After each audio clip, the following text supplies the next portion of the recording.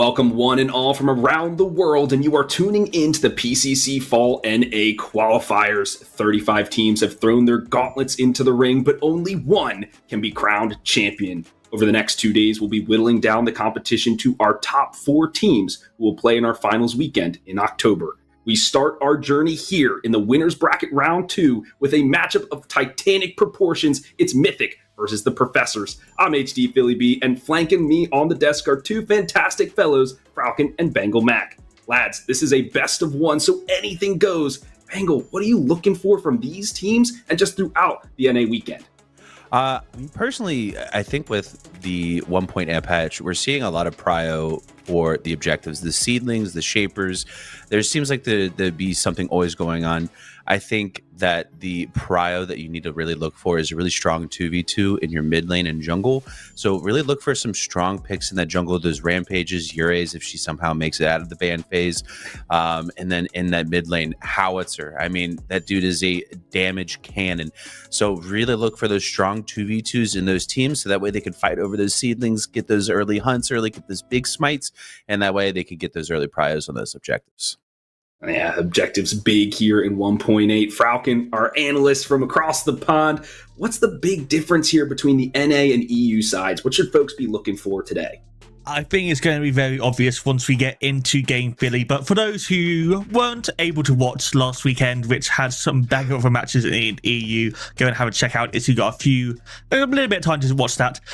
It's a lot more methodical. It's a lot more defensive. You're going to be seeing EU teams that are looking for a pick into an objective, getting something across the map if they can't go in a straight 5v5. And they don't care about that. If they see an enemy, the only thing they see is a health bar and then there's gold next to it. They don't care that he can fight back. They don't care that they might have a chance of dying. That's all maths, and that doesn't mean that it's not explosives. It's not fun. It's not gunpowder and all of that stuff that Americans love. So we're going to see a lot of carnage. We're going to see plenty of matches that are probably going to be 1+ kill a minute. It's going to be carnage. It's going to be glorious, and it's going to be great fun. Yeah, we do love a good fight over here in NA. It's about who's the better 1v1. Can you take me on? Let's fight it out. Well, there's only one way to figure that out, and that's to get into the draft. We will have that up here for you. As a reminder, this is Mythic versus Professors. Bengal, there's been some roster mania, especially on the NA side after the LAN. There's some big changes to the Professors. Mainly, it's Appy Picker in the offlane. Yeah, that's a bit of a weird one. I mean, Appy's historically been known as a mid laner. I mean, we've seen Soul and Appy go at it many a times. So I'm interested to see how he's able to play in that offlane role. We know him traditionally for his Argus play, for his he's got great Gideon gadget, play all those champs, but the offlane is a different story. It's very much an island. Mid lane can be a bit hectic. You typically play it through the mid lane, but with this meta, the offlane's kind of left alone. So he truly is in that 1v1. So we know that he's a great player. So if he's able to really, really shine, it's gonna be very, very strong for profs. Yeah, that's going to be a lane I'm looking at. And on the other side, Mythic has some changes as well. The big one I'm looking at is Mav, moving over from Primal now as the jungler here for Mythic, really looking to make an impact, Falcon. But as we're making our way through the picks and bans, we're seeing the sisters taken off the board. You're scrunching your face, man. Tell me about this. There's a lot of interesting things that is going on in this draft. Obviously, Severok and the Yue are targeted bans to the off-lane. Professors don't want Lorba to have that. Wraith is also going to be that target ban towards Matty Renner's too strong of a character. But that leaves Grux, that leaves Rampage, that leaves... who else? That leaves so many picks. Krang is available as well if you still want to go for that. Couch is available as well. There's just so many prior picks. Professor's going for the Grux first. I would have expected to see the Rampage most predominantly because he's just got such a strong win rate, especially from EU side of things. If we just have a quick look at the win rate from that side, I think it's like a 68% win rate in 17 wins, 8 losses. So it's insane. And now Mythic haven't even picked it. So all of my talking has just been, doesn't care. I mean, both teams, I think they're just going to murder each other so far. Yeah, with the Grux, they definitely want to punch people out, but it's this Morn pick, guys. We were talking about this in the green room. Maybe not the best pick in the world. Bengal, give us some insights on that. I mean, Morn's global is just really strong into team fights. I think he's very, very slept on in terms of the meta. I don't think people talk about Morn enough. He's very disorientating in team fights. I mean, I know in my rank queues, Morn pushes R. I'm like, where is everybody? The lights are off. I'm scared of the dark. Help, please. But it's just very disorientating in team fights. But I like the side of profs. We see the Grux pick. We know that Crazy Fool can pilot that in the support. Howitzer getting taken as well. In my personal opinion, the best mid laner in the game at the moment, and he's going to be able to get that Rampage. So 3 really, really strong picks on the side of props. They're able to get the Morn and the Gadget on the other side, but I think they need a bit more damage here on the side of Mythic. And as I say that, we see the Revenant come out. Yeah, this is Falcon. I see you scrunching. I'm scrunching too, because this duo lane was from like the summer series. You feel like that was really strong. Maybe now not so much. What do you think about that? Both of these characters have been nerfed since the summer series, but I'm just looking at the trios because we're going to get the next bands in next. And Professors, they just have 3 insanely strong power picks with the Grux, Rampage, and the Howitzer. Mythics, I mean, Gadget is really good at this point in time, especially the ultimate just has such a strong shred. There's so much AoE team fighting ability. But there's no real cohesion in this group. I don't think Morn Rev is the best lane in the world. I think you just haven't really got too much priority with that, especially considering Morn is that melee pick. And you let through Howitzer, which so we've already played today once. You got the Grux, I mean, obviously you've been first picked, but the Rampage as well, they could have picked that as well. And I mean, now they don't still need to pick a jungler. So it's just very interesting. Countess, I don't like Mythic right now. I just don't like it. This is a best of 1, lad, so, you know, anything could happen, right? Maybe this is your Weapon X, just like your full rush in to see what you got going on. Bangle, the Kwang, and the Richter taken out here. What do you make of that? Well, I mean, in terms of thoughts on both sides, the Richter definitely has to get taken out because you already have so much set up already with the Grux and the Rampage. If you get hit by a single ounce of CC, you're kind of just dead. We see that the Muriel and the Grim gets picked out. That's a very strong duo lane for props. So we assume that the Grux is going to go into the off lane. So with that being said, with this current meta, Ashbringer Grux is pretty strong right now. I know Countess tends to kind of get away with a lot of things, but we've kind of, I feel like the scene has kind of figured out how to play into that champ a bit more. And we're seeing the Zarus, so that age-old Combus Wombus of the Zarus and the Gadget being picked there. But I like the guy, I really like Prof's draft. I can't say enough. I mean, they have really good counter dive. They have good dive. They have so much damage. They have good early game and great scaling. I mean, they crushed. It seems like every phase of the game is covered. Falcon, final thoughts here. Professor's draft is just a million times better. Mythic, if they win, it's not through the draft, it's through individual play. I think Countess has got a lane against Grux that they can play into, especially get the Countess ahead, they can then deal with the Grim. But that duo lane is just going to be non-existent. Revenant Morn is not going to be able to survive against a Muriel Grim. I think the jungle is just going to be a case of trying to keep up with the Rampage mid lane. It's going to be a case of just mid lane farming, but honestly, Professor's draft here is just, we're going to play duo lane, we're going to get 3 Fangtooths, we're going to then transfer that into the mid game. Countess then can't play into the Muriel Shields, and then we win from there. I just don't see a world where Mythics has a chance to fight into that. And so, yeah, I kind of agree, but that really comes down to the jungle, which for me is still a toss-up. You think, Countess not in the jungle here? You think going in the offlane Bangle?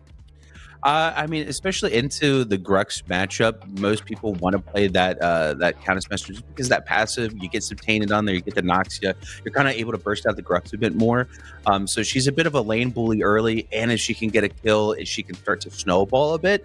So I think you really want a strong solo laner like Countess there. I don't really see it going in the jungle just because that Zarus Gadget is, once again, as we were talking about earlier, we're really looking for the strong 2v2s and 3v3s, and that Zarus Gadget is going to be really need to kind of be synced up with their ultimates to be able to have those strong 2v2s. But, in the early game for those early seedlings and the early contests for those objectives, when you're not really getting big hunt, maybe 6 just came online. I mean, that Rampage howitzer just does so much damage. If you get hit by a rock, hit by a boot, slow mines, you get the R2000 right to the face, and then you got Make It Rain coming down from the sky and just raining down damage, and you either flash or die, and there's just neither option is a good one.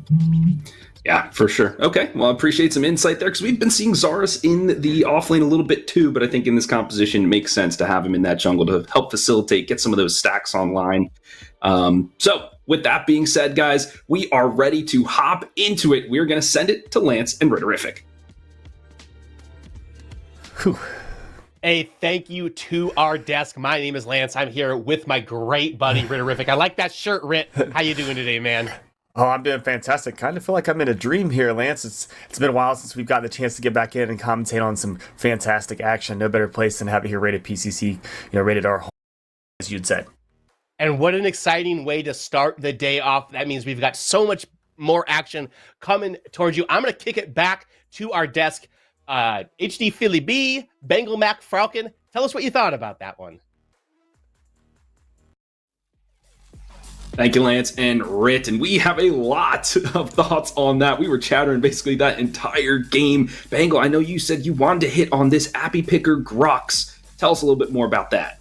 I mean, he was Gruxin in the offlane. I mean, yeah, he kind of got single-dingled there for a minute, but that Ashbringer Grux is just so strong.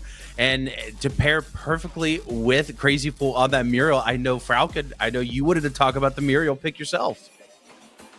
Yeah, for me, Crazy Fool was the MVP of that game quite easily. Just every single Virtual Fortune was used perfectly. It was just every single time that Muriel came into a team fight, so much damage was blocked, there was so much utility used, and I don't think there was a fight where Crazy Fool was part of that Professor's actually lost. I mean, just look at the one going on right now. Crazy Fool coming in at perfect time, knocks up Lorber, allows Appy Picker to reset on his cooldowns and get the kill. Another time here, Survivor, yeah, he goes down low, but Crazy Fool just trying to do as much as he can to shield, and I think that was the main target that Professors played around, and I mean, they got the wins.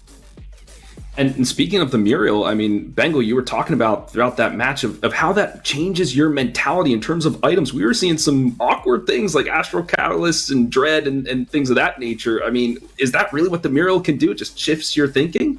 Muriel, it kind of mind controls you a bit on terms of builds, because you're like, man, the shielding is insane. We need some type of, some way to counter it. I mean, we saw Xarus try to pull out a Demon's Edge, which very underused item, very not used item. I mean, there's a reason for it. We saw that the Astral Catalyst was built third on the gadget. It mind controls because it's just like, now we have to be able to counter this Muriel. How am I going to fit that into my build path? So it forces you to build these items earlier, which makes you have a way less stronger power spike in that mid to late game. So it's such a good pick because you want to counter it, but by countering it, you set yourself back. So it's just such a strong pick in that duo lane. And we kind of felt that on the gadget. Maybe the damage that she was putting out with those Tesla domes, they were just kind of fighting through it. It didn't really feel as impactful as we've seen that ultimate, and that's because of the build path that you're choosing, because that Muriel is in the mix. So a lot of interesting things. Falcon, we were watching some of those pit fights. Mav just didn't seem to be able to navigate into the back line, do what he needed to do on that Xarus. I think there's just a bit too much CC with Appy Picker and with Creed on that Rampage. Just wasn't able to get onto the backline at all, even with Contagion. And obviously, Contagion, if anyone has ever played against Morn, which I imagine most people have, is just a nightmare to just coordinate with a team, even with comms. So the fact that he couldn't actually get to that, or the fact that he had to focus on the Fang Tooth, get that secure, which fair play to Mav, they did get 2 Fang Tooths compared to Professor's 1. But it just meant that the Tesla Dome and the Microwave combo wasn't used to the highest opportunity that it could have. And at that point, it didn't really matter because Grim is just going to be absolutely chunking. Howitz is just going to be absolutely chunking. Jay just could not play the game at all in basically any situation. I think he had one good team fight overall, and that was about it. And even we saw in the 1v1 the Grim versus the Rev, where basically Jay still died. He was an entire item down, survived through the skin of his teeth. So overall, I don't mind the pick, but it just wasn't able to be played. For sure. And Bangle, it was close until it wasn't. Seemed like there was that one, final push at the prime. They won it quickly there. The professors rolled that in the shaper and then just ran it all the way home. Yeah, I mean, it was close in the early bit, but man, it just felt like with that Muriel pick, they couldn't match the damage. I mean, Howitzer's pumping out all the damage. Grim it just so much damage, and then you think, we have Tesla Dome, we could drop all this damage. We have the Revenant, but the Muriel shields just keep coming, stacking on, and then not only, and this is what people a lot of forget about.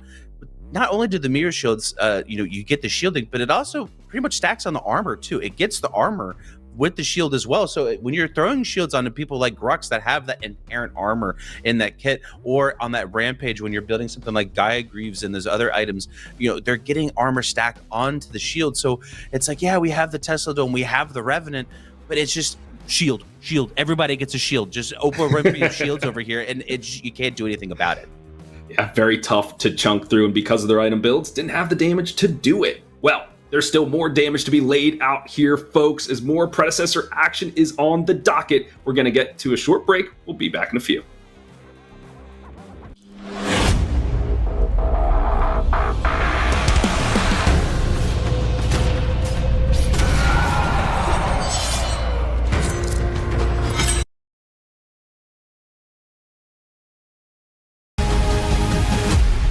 Not all bonds are physical, but in the end, they all break.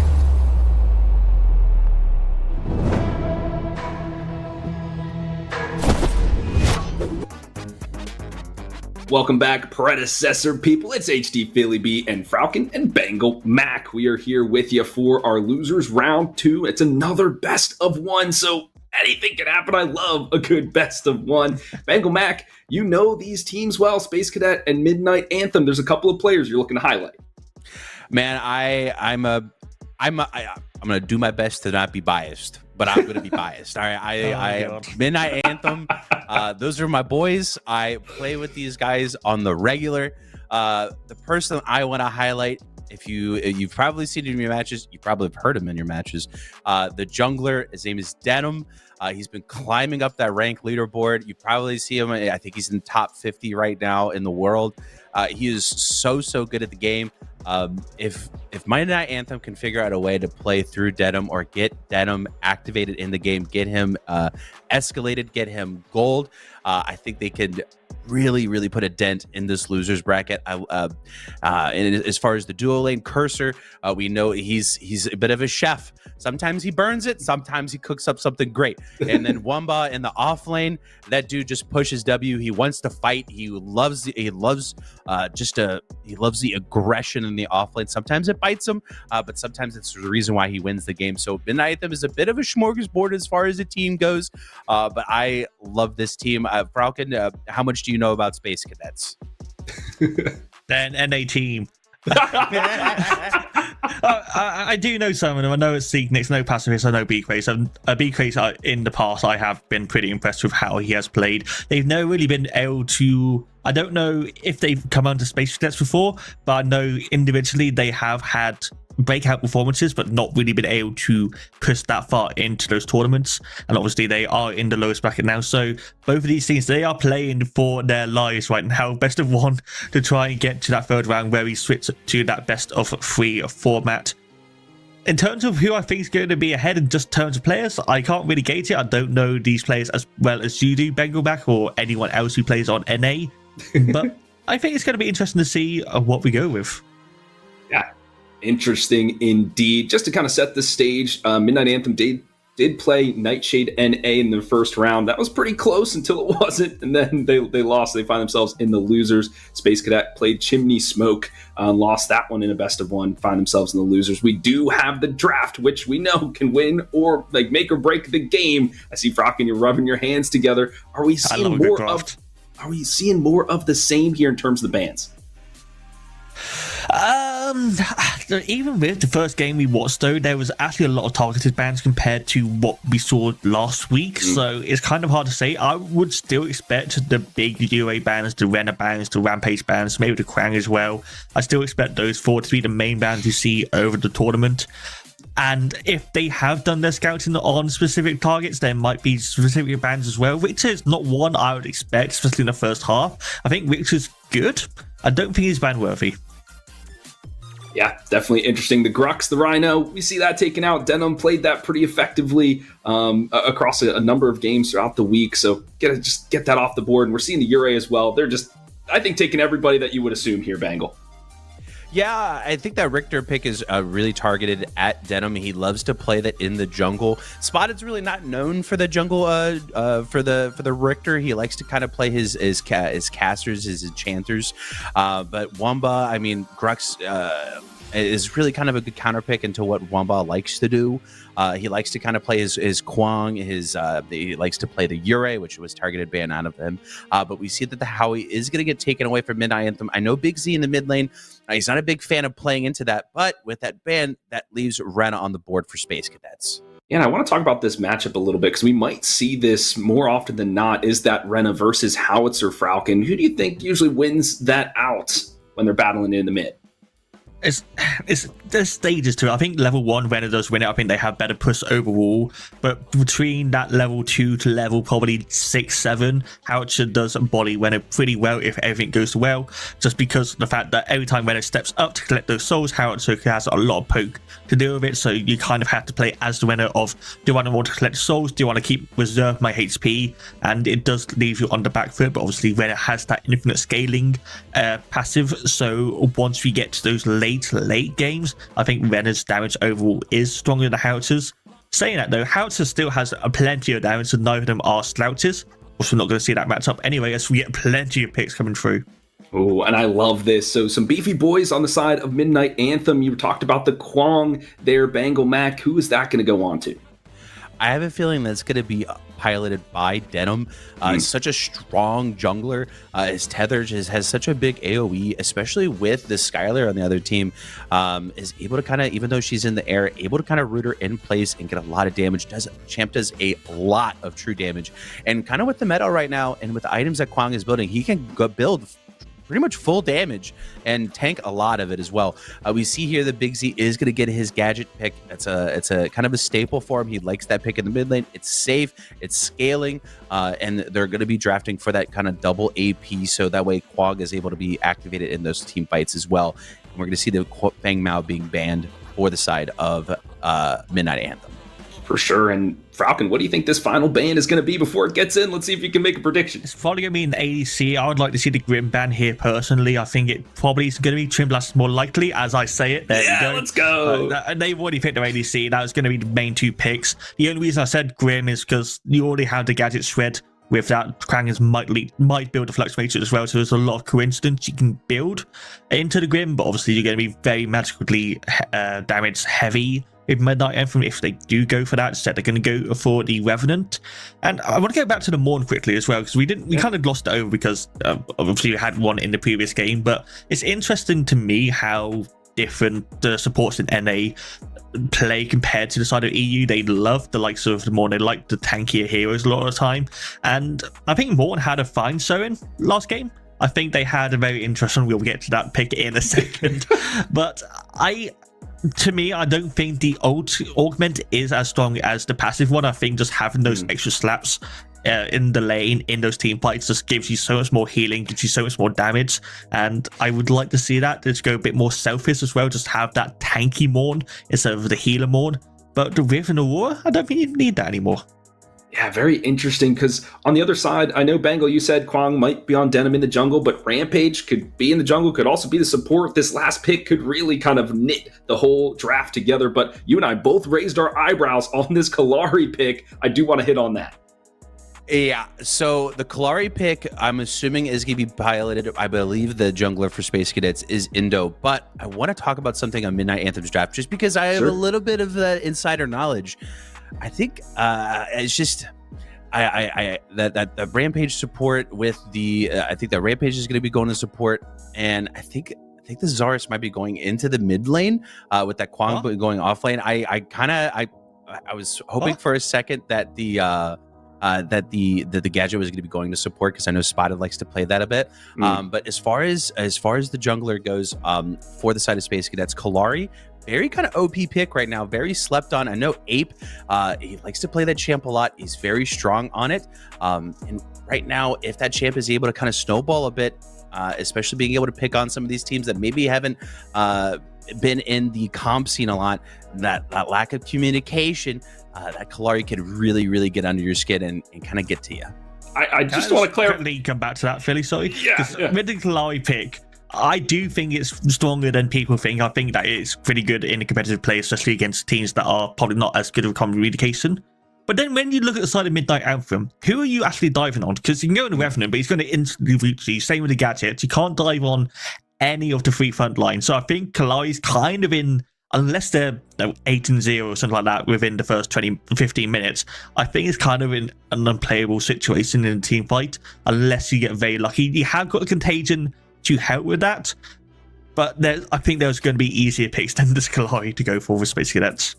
Yeah, definitely a different jungler might have been more helpful for him, but you never know. It could be a pocket pick. This is a best of one after all, folks, so you got to put, maybe that's your best character. You have 1,000 games on it. You just got to be like, all right, we're running it. We're going to try to make it work. Bangle, I thought I heard you say, now correct me if I'm wrong, you said Zarus in the mid lane, or was that just a slip? I might have misspoke. I think the Zarus didn't say that. Okay, all right. I did not mean to say that. So I was thinking, the reason why it was a Freudian slip, I swear. I was thinking about Gadget in the mid lane. There you go. I was thinking that maybe we might see the Gadget support come out. Spotted likes to play the Gadget support into a Morn.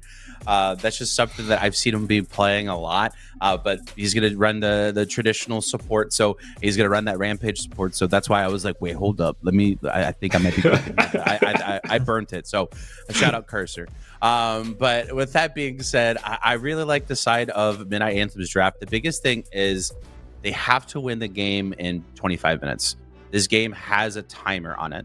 The scaling of Space Cadets is very strong. That Skylar can be very oppressive. Rena, if she gets her passive stacks. Kalari, if she starts getting those items, she can be very oppressive. Aurora, I mean, just a team fight champion.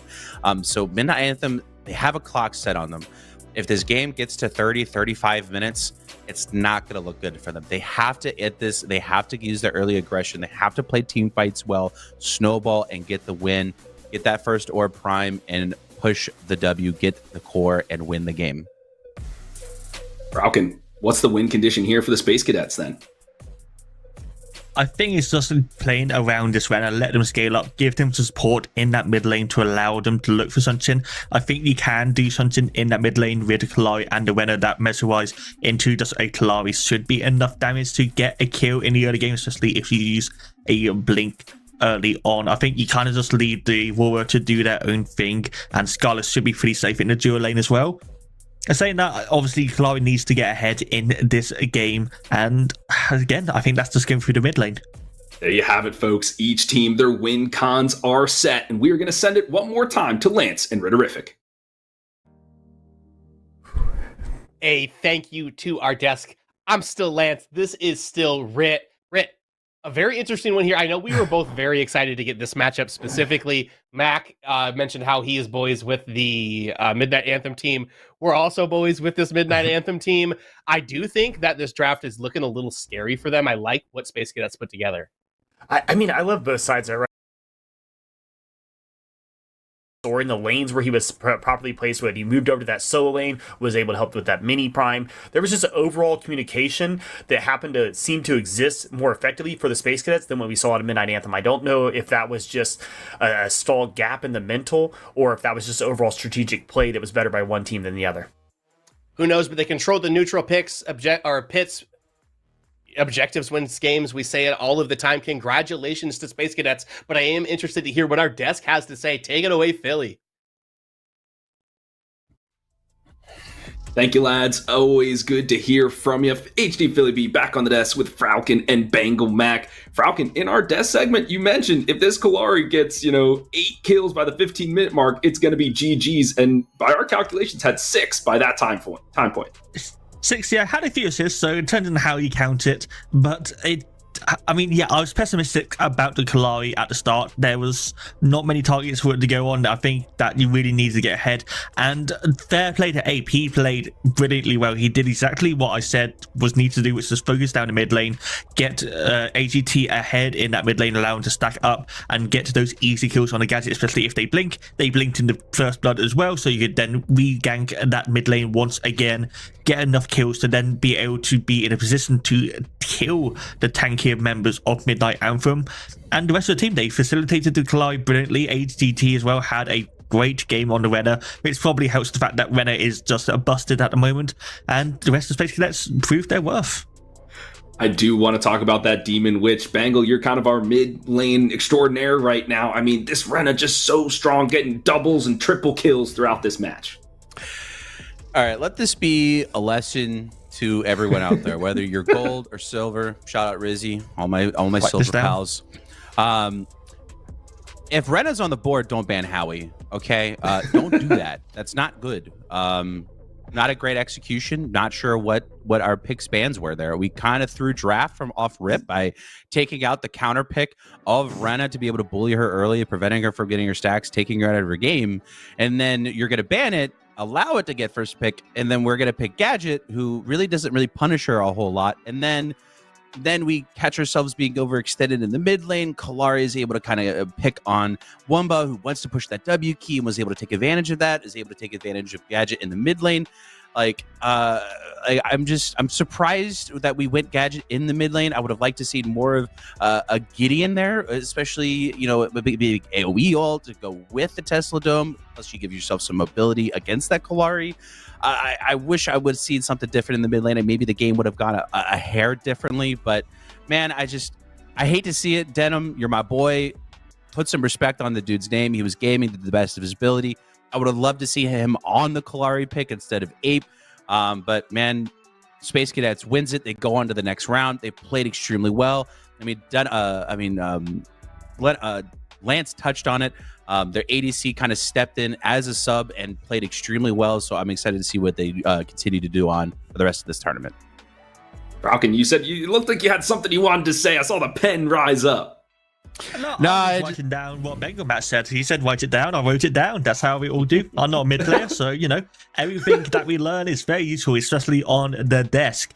But I think there's a few things that Space Cadets Midnight Anthem could have targeted Space Cadets more. I think they could have focused down that off lane a bit more. The Morn going the Fist of Azure instead of the Catalytic into the Krang probably gave an opportunity for that Krang to get ahead if they so wanted, have him rotate then into the mid lane, use that tether on the Judgment of the Heavens to bring Renna back down from the sky. So there was opportunities I think that Midnight Anthem can take in that game, but it's just obviously that is not what happened. Space Cadets did take the game, especially with the objectives, and they're still alive in the tournament. They sure are. They'll be moving on to the lower bracket round 3.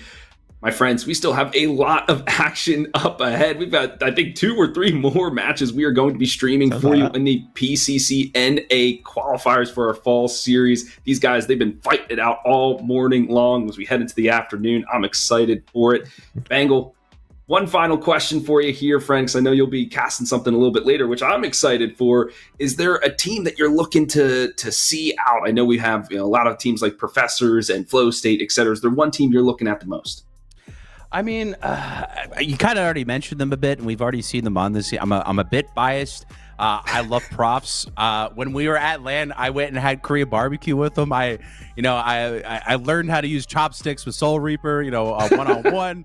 We hang out. We had a good time. I got to meet all of them personally. I saw them at LAN. I saw what their capabilities of, and I think they're on a really another level than what we've seen previously. So personally, they're my pick to win the whole thing. I think they're super fun to watch. I think they're a fun team in comms wise. Great mentals all around, and I think the meta also benefits them a lot. Creed is not afraid of picking kind of those bruisery tank players as we saw with the Rampage. Soul Reaper, I mean, we see that dude's got literally everything in the bag in the mid lane, so that 2v2 they can always draft is really strong. So that's just my team that I'm looking forward to seeing for the rest of this tournament. And Falcon, I know you're the EU specialist, but on the NA side, I know you know these top teams as well. Anybody you have your eye on? Well, if Bengal Man gets to be biased, so am I. And that is going to be like saying EU. They're the only EU team that we have in the tournament for the NA side. We saw them last week. They are going to do me proud, I hope. They're playing against Mac 10 right now in the upper bracket round 3. So that is going to be an absolute bang on the match that we unfortunately did not get to see today. But if anyone wants to go and watch that match, I imagine that there'll be on Meta City links and you can watch it yourself. But that's who I'm hoping for. Again, ping exists, unfortunately. Just spam the meme strips that you know what to do with that. But for me, that's who I'm looking forward to. For sure. I think I'm looking at Mach 10. They've had a couple of roster changes that I think benefit them in the long run. So definitely a strong team. And they've always been a strong team, but just gotten that much more strength in their roster. So, folks, that'll be it for us on the desk. It's been a pleasure rocking with you, gents. We'll see y'all on the other side. The battlefield has changed forever with update 1.8 as predecessor enters a new era. Welcome to World Shift. World Shift Cataclysm transforms the battlefield mid-match, unleashing So much old damage coming out. You in agreement there, Lance? I definitely agree. Fralken's been on the point with pretty much everything he's been saying so far today, and I'm not going to turn my back on him now. No reason to at all whatsoever. Of course, the best of 3 in front of us. So we've got a number of games here ready to go. So that's exactly what we're going to do. We're going to jump on into match number 1 of a possible 3. Let's see the Wailing Whales versus Xolo.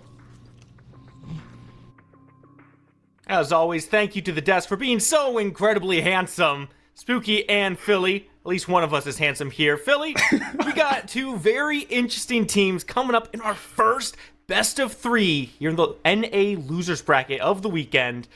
It's looking all right, like it's going to be a pretty spicy one, but hey, that's NA for you, right? Bloody, bloody, bloody. Absolutely. And I love this draft from Xolo if it was a best of 1, because this is something that's a weird look. You're pulling this out of your playbook. If this is the back page, you're like, this is what we're doing. We need to win 1 game. But this is a best of 3. So I guess if it's the first game of the series, you're okay if you lose it, as long as you feel like you can have a good mental and then run it back. I mean, there are some fantastic players on this squad. Boinks, she's amazing. Mr. Guru, he was at LAN. Fox was at LAN as well. So they've been on that main stage. They know what it's like to be under pressure. And in the losers bracket, it's win or go home. Yeah. And neither team wants to be eliminated at this point. So I like this dive composition. The Muriel, that's going to be Boinks, is going to have to facilitate her squad to perfection in each and every one of these engagements. And then it's also in these larger fights, how is she going to keep her team alive? Especially this double ADC, very squishy. So it's one to watch. On the other side, though, my friend, it's that pick composition with the Richter and the Rampage. Is this Richter going to be in the jungle or the support? We're seeing it now. It's going to be the support. I think I prefer that for this composition as well, because looking over at Xolo, a lot of the survivability is coming from Boinks here, right? We talked about needing to facilitate, but I wonder how much this Muriel can facilitate in this team composition. It almost feels like they have to play a little bit reactionary, wait for the aggression to come through from the Wailing Whales, and be ready to answer those Richter hooks, because if this Richter finds somebody, there's not a lot to get them back out of dodge. Fox on this Wraith, very immobile. Joe obviously does have the little dash he can do, but that's not going to take you super far, especially when there's a silence. So how important do you feel this duo lane is? I think it's super important, because if they can get Prio in the lane, that allows Boinks to then leave and go and facilitate the other lanes, which is, I believe, going to be is going to be their win condition, especially if Seraph is like, hey, I'm diving here. Okay, you need to follow up with me. Does have the augment that provides a little bit of the mini stun, so that will help lock somebody down for just a spec. So, but then it's like, okay, the TB has to be able to survive on their own, which they can. They have the rollout. They can toss a couple of grenades, get the attack speed, but just one hook, I mean, that's going to do it, especially in this Muriel lane, because she doesn't have a stun or a cage or something to follow up. It's just, here's a shield. Well, early on, not going to do too much. So Dro has to be extremely fancy in his footwork here in the duo. This feels like such an odd composition from Xolo, because you got this duo backline, right? 2 ADCs that really want to get some items online, scale up, and they can start putting out some really good damage. But then you got the Grux, you've got the Seraph as well, and they want to be in there. They want to be in the middle of the fights, and that seems fine at first glance for this team. The problem I'm looking at is that this Seraph typically likes to get active very early. If you're getting active early, your double ADC backline really isn't going to be online just yet. I mean, I hold that thought. I think he might not care if there's an online backline or not. Brings a lot of damage over to Entropy. Yeah, that is a good blink expended there, my friend. And it had to be because the Seraph plays kind of like the Kalari. She needs to be ahead to be effective. Otherwise, she's just too squishy to get anything done. Speaking of someone who's squishy, Wooly is under duress. He's running for his life. Oh, and who's here? Is Vichy right here? Not going to be able to find the kill. Slivers of health. And this is what I'm talking about here, Philly, right? You don't have the extra damage to back you up. Sure, you're getting active. You're forcing these resets. But what are you getting out of it? If you don't have enough in the tank, can you call it a success? It depends on what your team will do. Like the Cyan buff is now grabbed up here for the Grux. You can stay in lane a little bit longer, get some of that gold experience, etc. So if you can get those micro advantages in the lane, even if you're not finding the kill, you're taking a plate, you're getting a buff on the side, whatever it is, then that's just as helpful. So yeah, Vici didn't get the elimination, but you're facilitating the rest of your squad, which is just as well. It's going to be tough, though, because as this game goes on, a nice rip flash. Bro, be okay. He's dashing his way on back. Not going to fall just yet. Points doesn't have to expend too much on that one. Good damage, though. And now we see the other foot drop, right? Sure, you force a couple members back of the Wailing Whales. Well, that means we know where your jungler is. Let's go ahead and pay a trip over to this left side. Don't find the hook, or the boulder. The hook does connect from Stefan. Excellent work on that. And forces another reset out. 4 minutes in, no first blood has come through, but you see both these teams playing aggressive and trying to find their first foothold. Absolutely, and that was a good highlight there in terms of what we were talking about. Just one hook, and there's nothing Boinks can do to really peel for Dro in this lane. He took a ton of damage, had to back. They were able to crash the lane into the tower, which means they can back here the Dawn side and prepare for this first Fangtooth that's going to come up in about 40 seconds. Right now, though, we're looking at the Seedlings, one taken on either side. No mid laner really contesting it here just for now. It's about can this Seraph claim the Seedling as being converged upon here in the mid. Joshi and Entropy both looking, but Boinks has made the rotation. Seedly gonna get secured. Now looking for the stun. Can you find a fight afterwards? Looking. Not finding, though. Joshi takes a bunch of damage. Nice shot! Not enough to bring the target down. Instead, we Fox, who finds a nice snipe. Knock, knock. Death is calling. Xolo finally gets on the board. Oh, but you know what's big about that is I believe the Rampage used the hunt to secure this second Seedling there because they didn't need to utilize it in their first one because the Entropy rotated and put in a couple R2000 rockets for help. Still, we're getting active here in the mid lane, though, my friend. Stefan's here to yoink somebody. Stefan looking to yoink Boinks. Not going to find that, though. Boinks gets a step back. Fox still wrapping around, looking for another shot. If you just get it off before entry back's not going to happen. Entropy. I'm not sure he knows how close to death he was there, but certainly a sigh of relief from the Wailing Whales. Absolutely, you cannot lose your mid laner, and I like this rotation here following the Muriel. If Muriel's leaving, I need to leave too as the Richter and make sure that I'm maintaining that player advantage as we transition across the map. And you're okay with leaving your carry over there. Boinks in trouble once again. Yeah, I don't think there's anywhere to go. No ultimate available, and Boinks gonna get dropped by 3 members of the Whales. I don't know if they thought that Boinks was a whale themselves, but they certainly converged and they found what they were looking for. The pod moving in unison here so far in the early game, and they, using their echolocation, my friend, to find that kill on the rotating support, which is exactly what you want to do to open up this Fangtooth. They're on it. All 4 members are here to secure it. It's gonna be tough to fight this one. Xolo doesn't get the choice. Fangtooth will be taken by the Wailing Whales. Now it's a matter of finding kills on the exit. Dro in the middle of things. Take the skies and make it rain. Pull back in, and Dro finds an early grave. Now find the Seraph. Has to jump out. Does have the space, and Vichy be able to walk out of this one unless Stefan finds something crazy. Meanwhile, Fox just in the river. Blast Entropy. Says, I couldn't do it before you went back. Let's see if we can find some more. Does tag Jeff. I don't think there's much more to be done here. That was Fox being ever so clever, jumping over the backside of that fight and being invis and just popping a few knocks right there into Entropy. Didn't know what hit him before he was eliminated, but I think it's some mispositioning there at the Fangtooth. You know you're behind. You know your jungler's on the other side of the map. Just back off. Go do something else. Take a camp. Find gold buff. You didn't need, as the carry, you shouldn't be the one face checking that, okay? And then from there, the rest of the team kind of fell. Some blinks expended, my friend. So a little bit of that resources just being sucked away here from the side of Xolo. And they need every resource in the tank to get this one done. Sometimes, someone's got to get the job done. And hey, if he's got 2 guns, surely that means he could take 2 guys down with him. Apparently not. Just falls in exchange. But still, 2-2 on the kill board. Either team fully finds a lead here. Objectives do still favor Wailing Whales. They've been very active, not just around the Fangtooth, but the seedlings as well. If you take a look at that right side, see, the Mini Prime has also been started up. Oh, should be able to get this without too much trouble. But Xolo, they look to be coming in. No support ultimates right now, folks. Muriel and the Richter, so no skewer, no reversal. This will go for free here. A nice pickup from the side of the Whales. Didn't see who got that, though. But that will just determine, okay, what is their strategy moving forward? Are we trying to put pressure on this off lane? Are we trying to facilitate more in the jungle? Looks like they're going on Mr. Guru now. Vici has come to join the fight. Try to take down Will. If you can find it, that's the Mini Prime down, but here comes the help.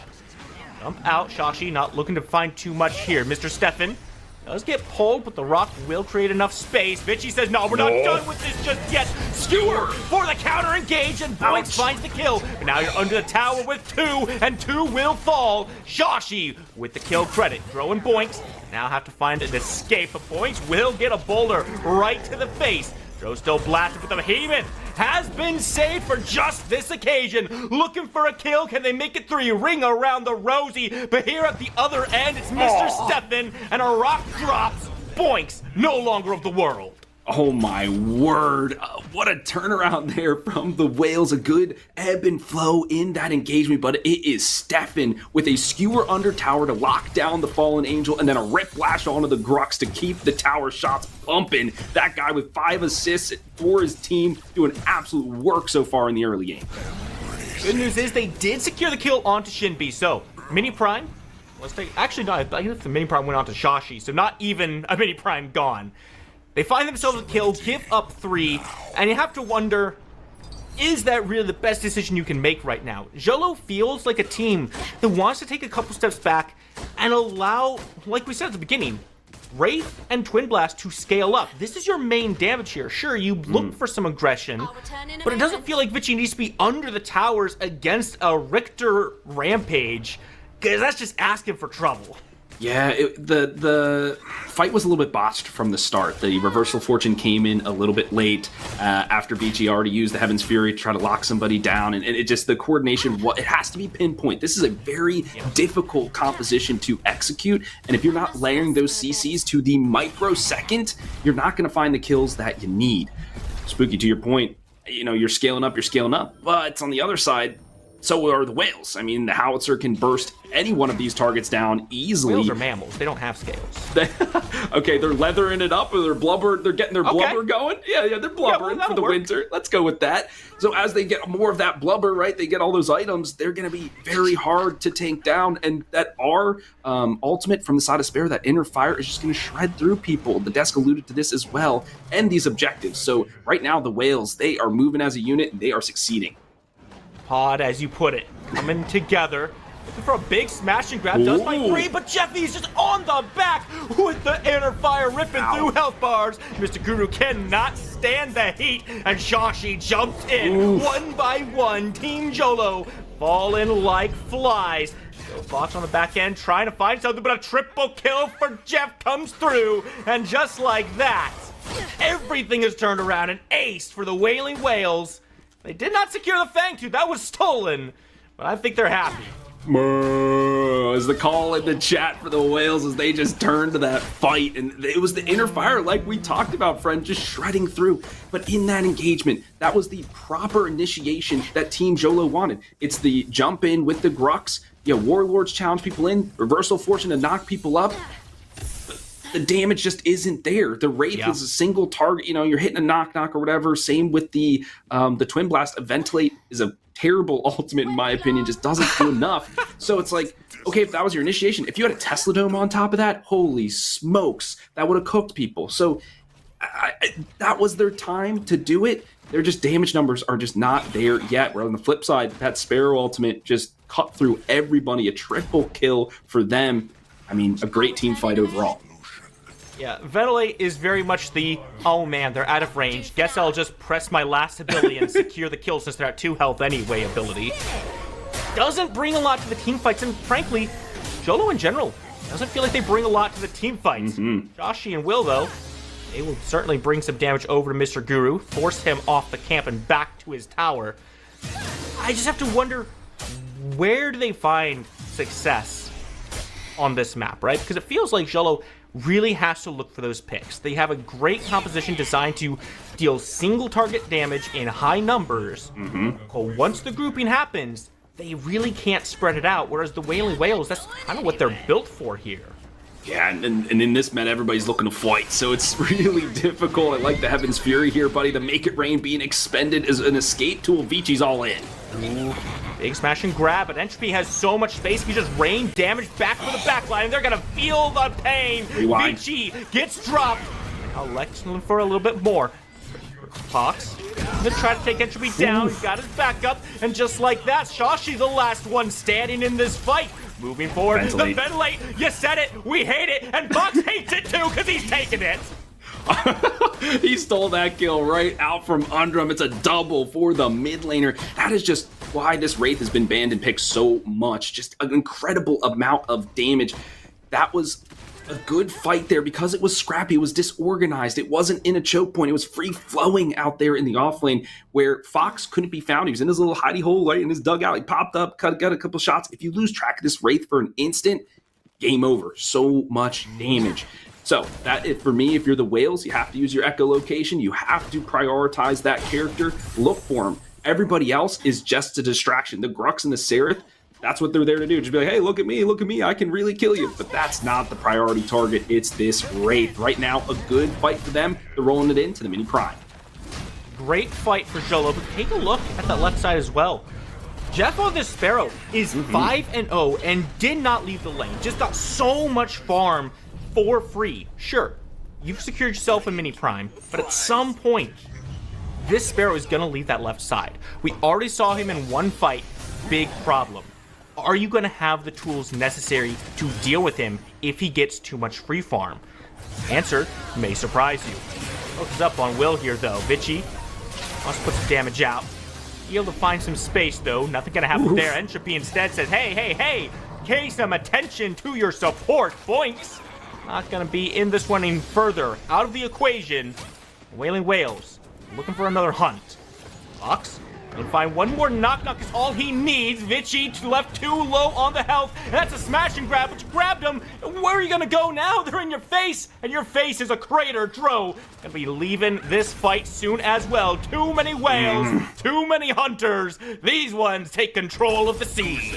Yeah, make them looking more like orcas here. Oh my word! A Rift Blast of epic proportions forces out the blink, and Fox looking like he's a snack. Yikes! Oh my word! The Whales, they are cooking now, friend.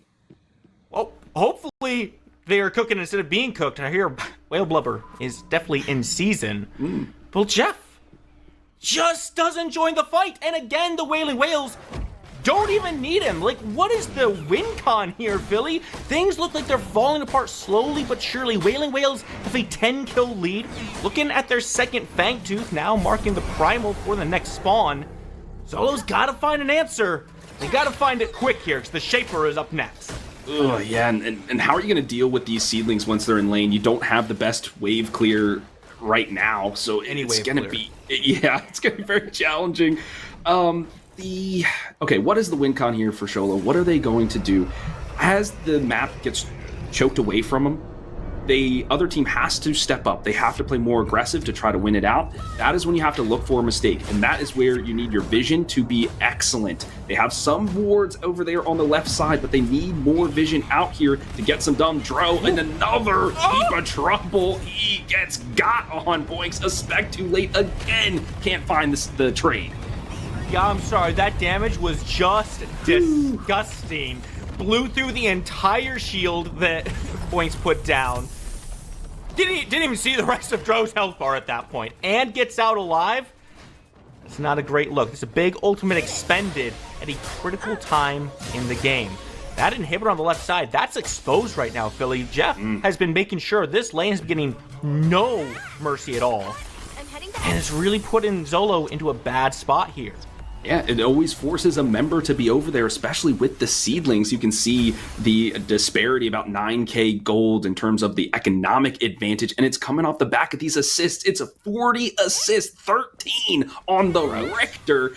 This guy is everywhere. That frosted lure just is exploding onto people, doing a lot of damage. So this Richter is the MVP for me, setting up kill after kill and then allowing the burst to come through from the rest of the squad. Absolutely immaculate. But in terms of Xolo, how do they get back in? It has to be a mistake. Somebody stepping up a little too far forward. Just almost like that. The foul, once again, just not there to secure the kill. They're getting the damage. It's that one final shot, that one extra micro hit that needs to happen to get some of these players off the board. Entropy stays very far up here, unconcerned with the fact that Xolo is kind of just wrapping around him. Mr. Guru doesn't feel confident in stepping forward. So somehow, Wailing Whales just get the freest, riskiest positioning I've ever seen in my life. I want to shout something out here. Yeah. We talked about Mr. Steven having those 13 assists. Entropy and Shashi both have 15 kill participation out of the 18 kills they have. They are roaming across this map and just not allowing anything to be done by their opposition. Xolo is feeling choked out by this mid-jungle duo. I'm struggling to figure out what they can do to try to slow that down, because this Howie is so safe, and it takes so much to kill Shashi on this rampage. I don't know that they have the tools to bring them back down to earth. Do they just have to try to focus this left side? That's really difficult, especially looking at the items from Guru and from the Seraph. They're both a Sky Splitter, Ashbringer. We've talked about how that makes you inherently squishy because they don't have those HP stats built into their items. So how can you frontline? How can you sustain through some of this burst damage coming at you? Really difficult to do. Wailing Whales just beating Xolo at their own game, pressing the issue here, and they're doing it again. Ichi tries to go in deep to help out, but he's going to find an inner fire and make it rain. Both ultimates come down. Oh, wait, Vici is still alive. No, Jeff says, buddy, you're not getting away from this one. And you know who else isn't getting away? We're going to pull Dro in as well. A nice Riplash, and now Wailing Whales get to group together and roll into their next objective. Could look for this Orb Primes, few seconds away, or they could look for an inhibitor. Yeah, I think Prime is definitely the call here, and then you get your creeps buffed up, you move them on into some of those objectives.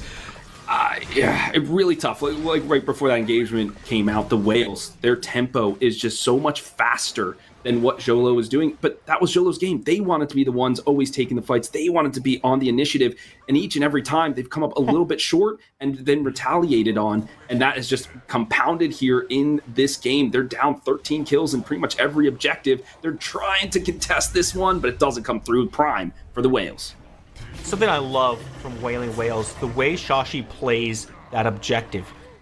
I might be playing a fight afterwards. Mr. Guru, I don't know if you want this fight. Smash and grab onto two, but that's too many people for him to handle. Jeff takes him down. Now all the Whales move on forward. Boinks finds a way out. Wait, why are we going in? Vici, that's a 1v3. You can't handle it. Jeff takes him out. Says, no, sir, you don't step to me. Fox White want to try something. Oh my God, taken out. What is Jeff doing? A quadra kill for the Sparrow.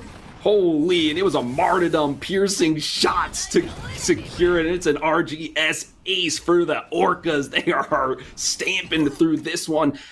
Dude, these team fights for Xolo, it's like one step away from being absolute perfection, just beauty incarnate, but they're not layering effectively. They're just diving in one at a time, which can work because you have Fox who's putting in the shots and that's your win con. But if they have to layer those kind of lemming, deaths in such a way to allow Fox to get in there, oh man, it's so close. Guru just dove in too deep to start that. The rest of the team was backed off around the corner, so they couldn't follow up on his good engage. Once again, this is Mr. Jack with 10 kills. Ooh-wee.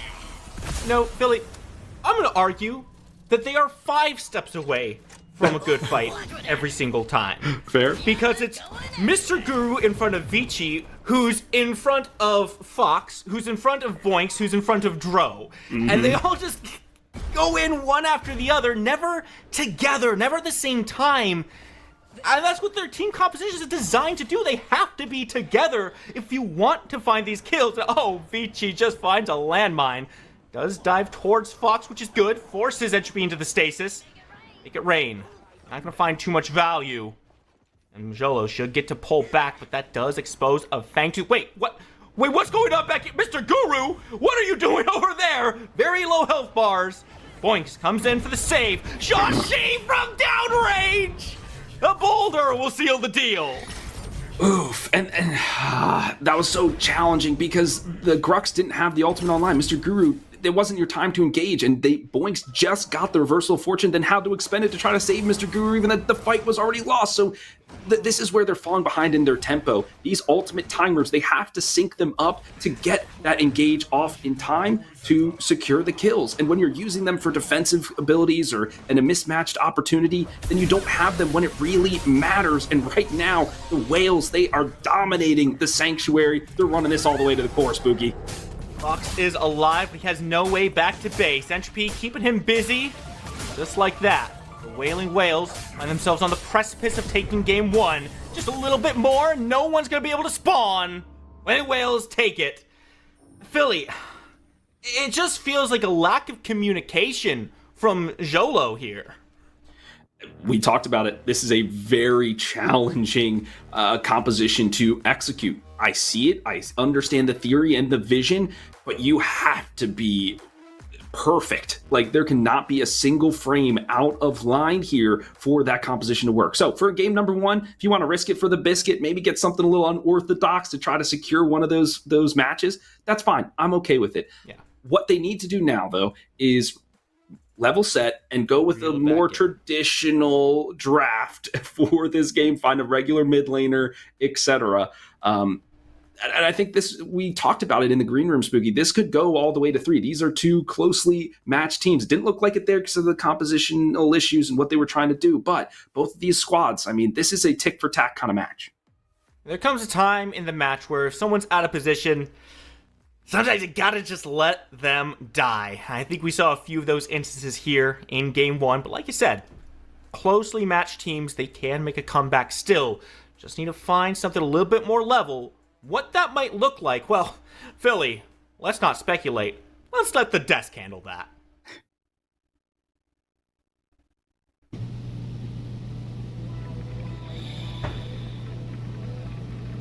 Hey, everybody, welcome back in. That was quite an interesting game. It looks like we got F. Dot not necessarily having his ears in here. There he is. There's a salute. What's up, F. Dot? Hello. My bad. That's what matters. That's what matters. Yeah, we'll reboot you soon. Well, either way, I mean, we've got a lot to look at with the draft. We've got the Skylar on the controller team that's definitely gonna stoke the fires of discourse. I know it. And then across the way, just respectfully, a bunch of weirdos, and I'm absolutely here for it. I'm rooting for a game 3. I want to see how Xolo answers the Whales. Game 2. Once again, thank you to our beautiful, beautiful desk. Philly, I'm looking at these drafts here, right? And right now, I kind of want to make like a fish and go to school. Let's talk about what we're looking at here. I'm focused in on this Yin very specifically. Great against one of these picks. Not so great against the other pick from the Wailing Whales. I think you know which 2 I'm talking about here. Yeah, it's gonna be spicy. We'll put it that way. This Yin is gonna have to put the team on their back though. Like this is where it's do or die, right? You lost game 1, you have to win the game 2 to bring you forward. This Yin, who are you gonna go on? That's gonna be my question. Maybe it's the Tara. It can't be the Skylar. She's gonna run away from you though. You can like deflect things back, which is nice. No, this Yin. This is gonna be the big question mark for me. I mean, I've got to imagine she's going to be living in this mid lane, right? Put up the wins. Now the Howie ult doesn't do anything to you. You can bounce them back. But, like, what other options does she have for this game, right? I'm looking across the board. You're not really going to be finding too much success, I feel, against the Terra. Maybe since Yin's not super reliant on CC, she has a better gank over there than I'm expecting. But I don't know. I'm really going to need to see it in action to become a believer on this Yin pick. Yeah, I know she's strong. We saw it banned out in the previous game, right? Vici, they can play it. It's just, okay, how do you build your team around it? That's the question. Right. I'm looking at Boinks. Boinks and the Decker, like PB&J. She plays this character extremely well. You're going to have to facilitate your squad once again because there's not too much CC on the other side. Decker has that in troves, so you have to be able to layer those abilities effectively to allow their Yin to get in there. The other thing that we were talking about in the green room too, Spooky, is this timing on the Sevarog. In this burst meta that we found ourselves in, he's kind of fallen out because he doesn't really come online until those later portions of the match. So when it's all this burst, you don't have time to scale. He's still, squishy in the beginning. So I'm curious to see how that pick scales. What's that, friend? Yeah, some of us never get Sev online. Yeah, me. It takes me like 45 minutes to get those stacks up. I don't know how some of you guys do this. But yeah, there's a lot of potential concerns. At the same time, there's some good things going for Xolo as well, right? If the Sevarog does come online, that front line was something that they were really missing, and you could tell how much it was affecting the team fights in game number 1. So if they can get Guru facilitated and get him online, that remedies a lot. But I'm also looking at this Drongo, which was banned in game number 1, now in Dro's hands. And frankly, Shrapnel Cannon, much better ultimate than Ventilate. Oh, absolutely. It's a good kill secure. It's a good escape option. I know you're a big fan of just Drongo in general, so we'll see. The big thing with Drongo is, how do you scale your abilities? Do you go Boomerang? Do you go Rad Rounds? And I think because you have Boinks in this lane that has good lane pressure, you don't have to scale your Boomerang. You can go Rad Rounds first, and then that allows your kill potential to ramp up just that much more quickly. So I like the way these two are comboing here. The Stasis Bomb missed. The Ricochet is good. Wow, I actually cannot believe Jay Heffel managed to dodge that. But keep your eyes out. Shashi coming on in. Dro secures the first blood with those Rad Rounds you were talking about. Nice little explosion and gets himself back out of dodge as well. Shashi has nothing to offer here. Only walk away and go to his 3 camp. But he does get the blink out, which is good. So that means you'll probably linger around this area a little bit longer and then maybe come back into this lane. But for me, Zars, you got to get level 6 first. You have to get that Coliseum online to really secure some of those kills. If he can do that before the 8-minute mark, you'll definitely see him return to lane here, especially as the Fang spawns in at the 5-minute mark. So a good cooldown expended. You trade your carry for it. Entropy back on this hamster in the mech. He was doing a lot of work in game number 1. I'm expecting a similar performance here in game number 2. Just, are we sure he's a hamster? I'm not entirely I think it's like a cat. I've never seen a cat smoke a cigar. Not yet. Yo, chat, you let me know. What do you think? What do you think he is? Is he a hamster? Is he a cat? Like is he a gerbil or a chinchilla? Maybe he's a chinchilla, Spooky. Could be a chinchilla. That's a lot of fools, though, so we'll come back to that one. I do like seeing him back on this Howie. Obviously, he had a very good performance in game number 1. Competition's a little bit different now, going up against this Gadget. Gadget scales a little bit more effectively, a little bit faster. Does have that AoE damage that was so severely lacking from Xolo's first composition. In fact, I do really feel like a lot of problems have been shored up. And they survived the rotation coming out from Entropy. That's going to be the next question here. Dro, low on health. Blink comes through. For the mines, for the slow, but the Stasis Bomb comes in clutch. And you find even more. Here comes Vici. Said, hey, there were some questions about my pick. Well, here's your answer. Dro managed to secure the kill for himself. Health bars Low for the whales. Not enough left in the tank for Xolo to keep pushing forward. They're happy with what they got. A perplexing rotation there, because you give the gadget some of that priority in the mid lane, which we know is so, and the Fang is just about to come up here as well. So, and you don't have your ultimate. That's your main burst potential. You don't have your first. I don't know.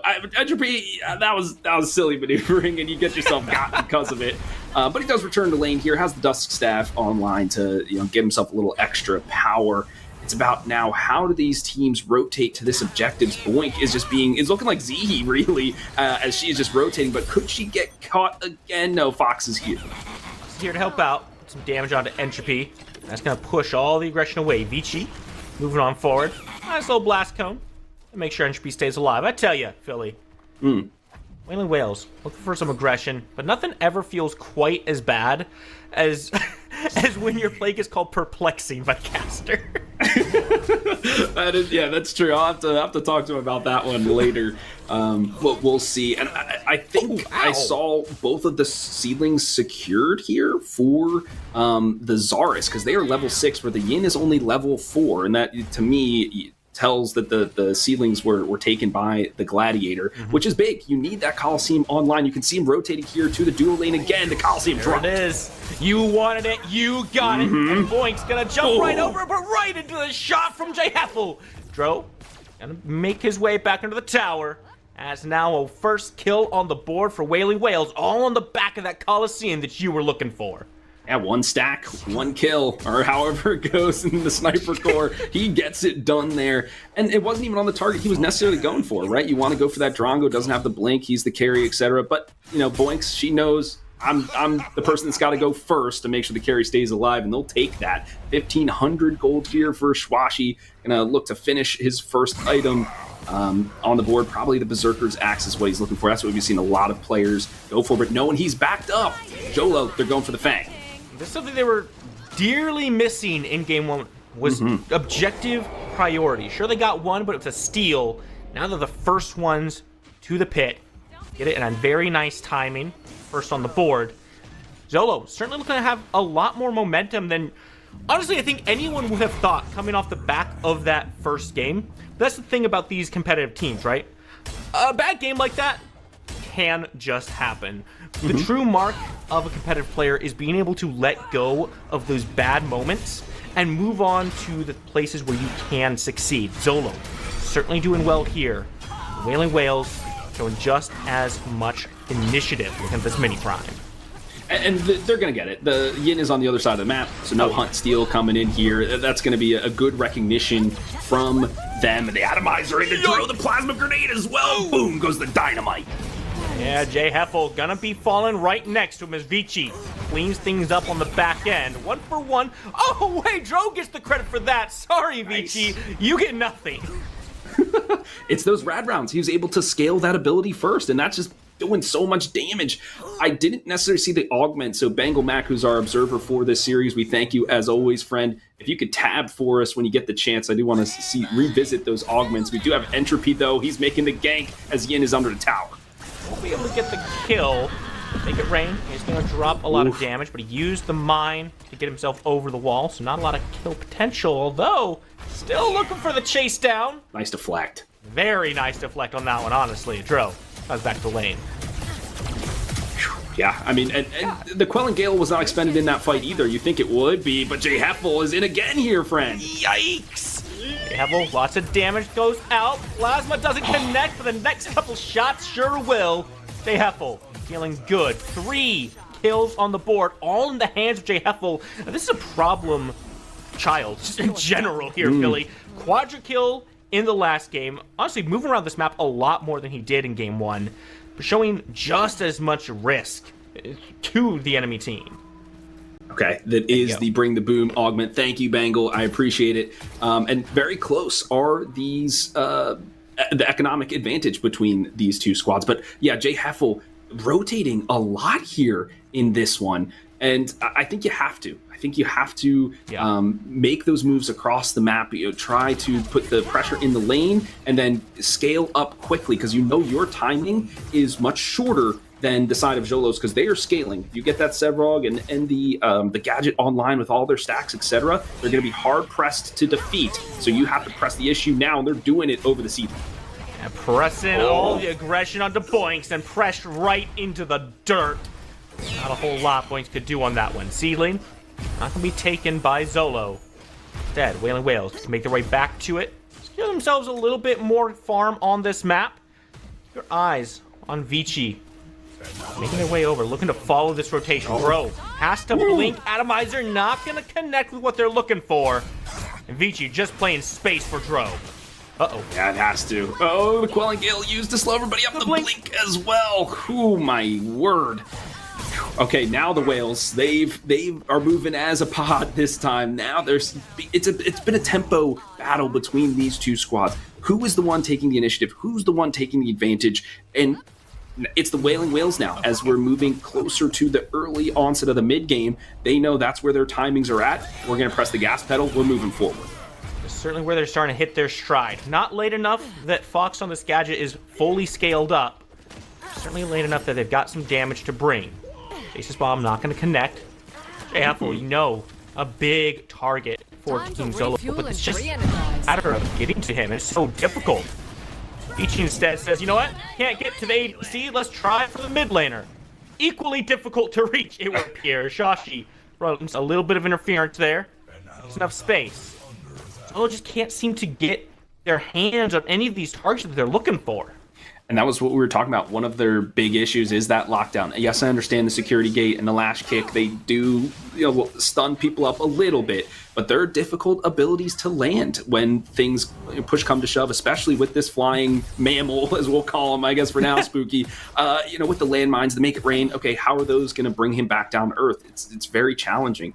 So if the Decker is not there to lock people up, securing those kills is difficult right now. They're looking to secure the second Fang. They have some ultimates online to do it. Lots of grouping here. Wailing Whales gonna be looking to clean things up. Fang 2 is secured, but a big play comes in. Drop Boinks down. Shashi wants a little bit more fight, but a big Tesla Dome comes through. The Grave Breaker knocks them all around. For more, trying to find the distance onto Jay Heffel, but Shashi finds himself a double kill. Brings one more down. Vici not in the fight. Jay Heffel not in the fight. Mr. Guru, last man, trying to bring a little bit more back around for Team Xolo. Lots of damage put out. Shashi still alive. Fox still alive as well somehow. No way. Will he find it? Yes, the axe is on point. Triple kills for triple kills. And at the end of the day, it's Team Xolo gets to walk away. Mr. Guru puts in a lot of work. Just absolute bedlam over there on the pit. It was just tick for tack, punch for punch, kill for kill. It was a fantastic security gate into Tesla Dome combination. Then the Sevrog was able to get in there, really absorb some of that damage, last throughout the fight, but not putting out too much damage. And I think that is where they got stopped up a little bit, but it's Swashi who has scaled significantly throughout this game. I think has 4 or 5 stacks from the Coliseum so far, and he went with the scaling augment, so he can't be understated about how much damage he'll be doing in this fight. He split it perfectly with the Coliseum, took out 2 of the squishier targets, and eliminated them quickly, so well done there for the Zarus in the jungle. Honestly, Zarus really saved that fight for the Wailing Whales in general. Xolo had a beautiful collapse in, or actually it was Wailing Whales trying to collapse in, but Xolo simply split up so effectively. Dro get dropped by Stefan, which put a lot of the Whales on the back foot here. Will pulling back away from the mini prime, getting looked at. They've been on a roll here, Philly. Objective after objective. Looking to add one more to their pockets here. Good jump gets Will out of the containment fence. Gonna mean mini prime gets secured. Yeah, and they're in the flowchart right now here, and as the battle rages forward, the Quelling Gale expended here from Vici. He's got to find something. It's Boinks who draws first blood. Fox gets dropped. A missile to the face does the work. Wailing Whales surging on forward. Coliseum comes down, but a stasis bomb right to his face as he lands because he doesn't get to play the game. Vici still in this one, but it's not him who's going to do the work. Dro has come over, and he's found himself some activity in a fight. Oh, and this is on the back of Boinks. We told you she had to be the keystone player in this matchup. Locked down the Zars with the Ion Strike in that one, allowed the Yin to just whip them into submission, and then found some of those exit frags as well. Fantastic play here from the support. She's been really getting active early and often in this one. But what I want to state here, Spooky, is the fact that Xolo has now pressed the issue on every neutral objective. Like you mentioned in game number 1, they didn't have really the comp to do that. In game 2, they feel like they do with the Tesla Dome and with the CC suppression that Boinks offers on the Decker. And so they're taking that initiative, and I love it for them. And then they're finding some exit kills on the back end, which is just the cherries on top. So right now, they're not in the driver's seat. This is still anybody's game, but I like that aggression coming out from the Dust side. You know, I could argue that they are in the driver's seat. Sure, it's a very even game right now. Xolo is the ones deciding where this game is going to be played at. They're the ones saying, all right, it's Fangtooth. All right, it's Mini Prime. You know what? Let's fight in the mid lane. And Wailing Whales are really just kind of trailing after them like some kind of scavenger, some... What are the whales that eat krill? I think a lot of like blue whales or filter feeders. Yeah, whale sharks. You know, I think they eat some krill too, right? Yeah, probably. They don't have teeth. Pretty bad sharks, honestly. Back to the game. Wailing Whales just cannot find the momentum to set the pace and be the ones calling the shots on where this game is played. As this third Fangtooth comes up, it's got to change for them. Yeah, and look at all the vision they've set down here, Team Xolo, and you can see Mr. Guru, he took the teleporter the quick way back to the lane. They're setting up for this third one, and that will be the third, Skull and Crossbones form, that extra boon to offense and defense, so they know they want to burn it quickly. It's about, can they get it done? Look for Boinks and Mr. Guru to play bodyguard and Yin to just be putting in the damage. Let's see if they can secure it. Well, coming on forward, and Entropy takes to the skies. Welling Gale comes up to protect him.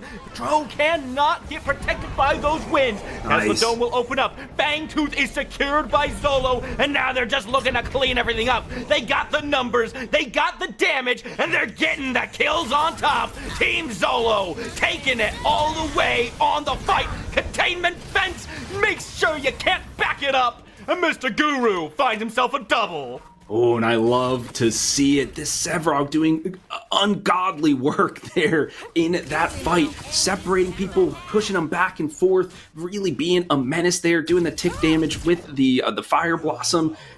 It was also on the Quelling Gale, put right on top of that Fangtooth. People didn't want to jump into it until it was too late. Then they were slowed up. Some of the projectiles were stopped.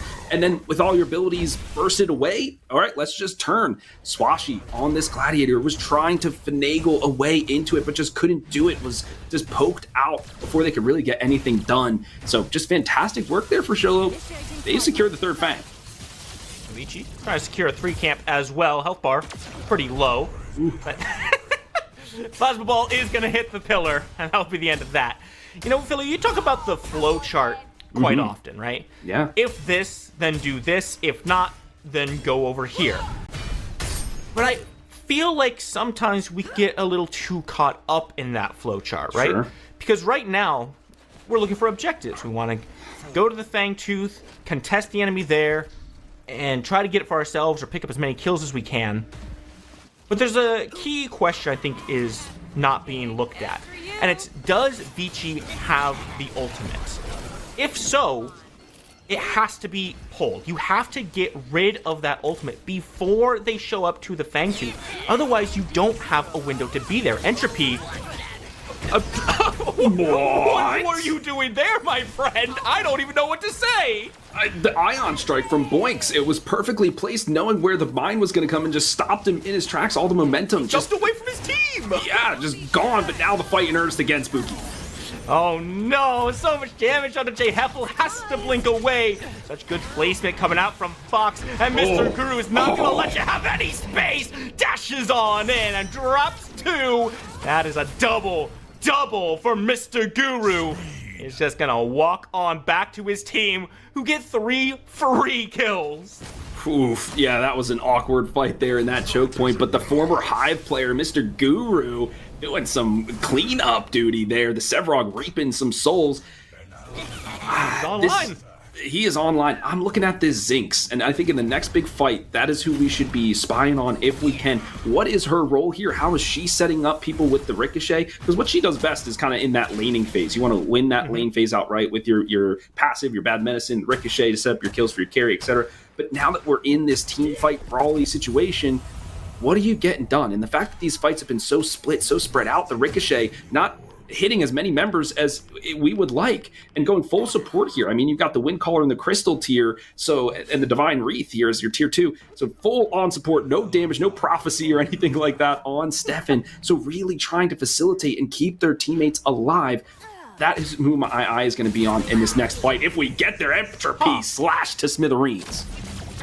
Trapeze cannot be in these positions. That's going to lead to Stefan. Oh my god, taking the entire health bar of damage. Remember, Genesis will be used but not utilized. Stefan stays alive. All across the map, the wailing whales getting wailed themselves, just beaten back.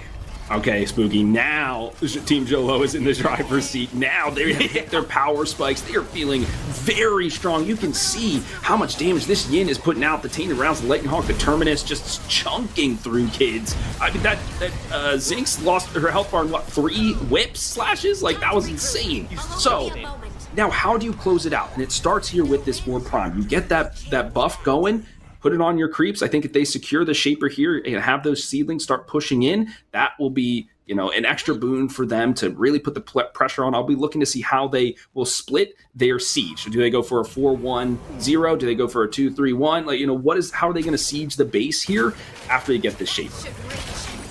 We were really talking about this Yin right at the start. A couple of us, namely you, weren't entirely sold on it. Had a lot of questions about whether it would be good or not. Yeah. But I've always said many a times, comfort can outvalue traditional wisdom.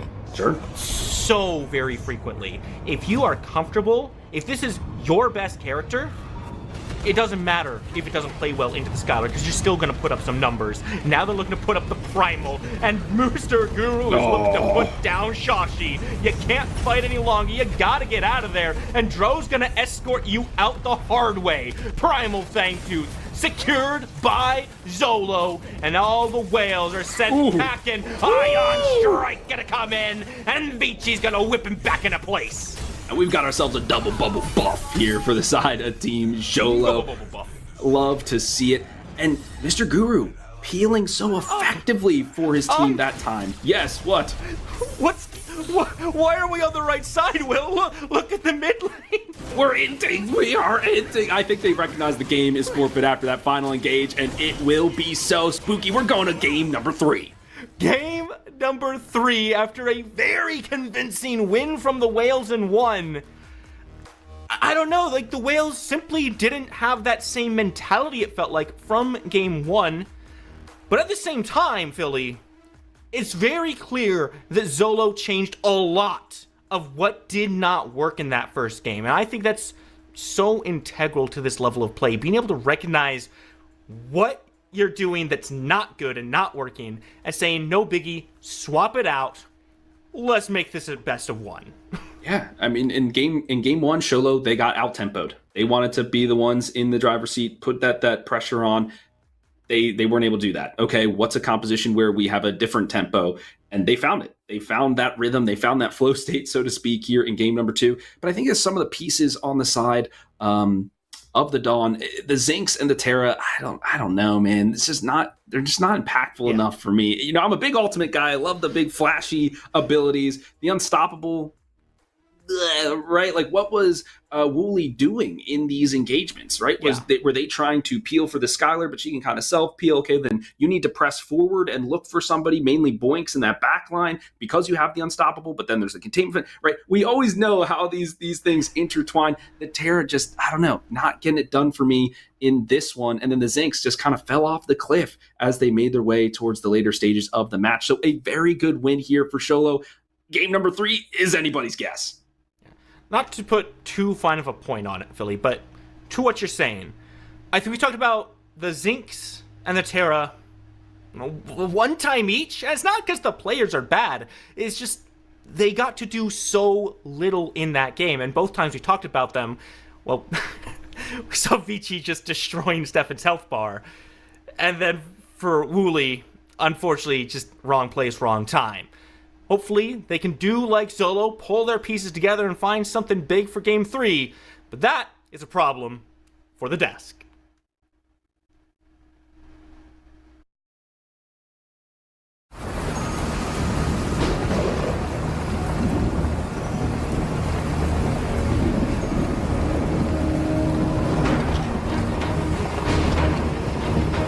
Witness my power!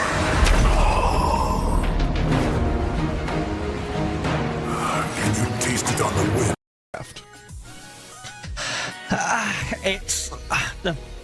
Both of these drafts are very different from what we've seen differently. You're correct on that. I think the Argus was added because of the lack of CC for Railing Whales. I don't think you have that much. You have Grux is a lot of CC, yes, in this kit, but Sevarog really only have that Colossal Blow as a big CC. The subjugate isn't too big of a natural CC, the only roots. So adding that Dreadnought, that extra stun allows you to get the extra picks. But overall, I do think Xolo has a better composition around. Aurora just brings so much. Renners are so strong. Bellica, we don't even know if that's going to be a Bellica mid, Bellica support, other way around. But there's just plenty of options for them to do team fights, to do split push. And Railing Whales, I think they are going to struggle quite hard to deal with every single option that Xolo has. And if they can, it's great. But that's such a tall order. Tall order, Game 3. Winner moves on. Let's jump in.